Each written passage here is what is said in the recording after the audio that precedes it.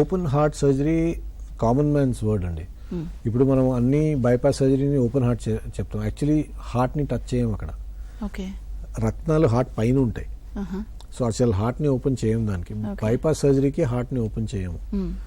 Only ఒక 2 millimeters freeze చేసి octopus అను ఎక్విప్మెంట్తో only 2 millimeters freeze చేసి హార్ట్ బీటింగే ఉంటుంది.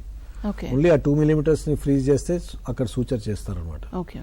అది ఇదివరకు మొత్తం మిడ్లో వచ్చేసి కట్ చేసేవాళ్ళం. ఇప్పుడు ఓన్లీ జస్ట్ ఇట్లా చేస్తున్నాము. అది అందరిలో చేయలేము.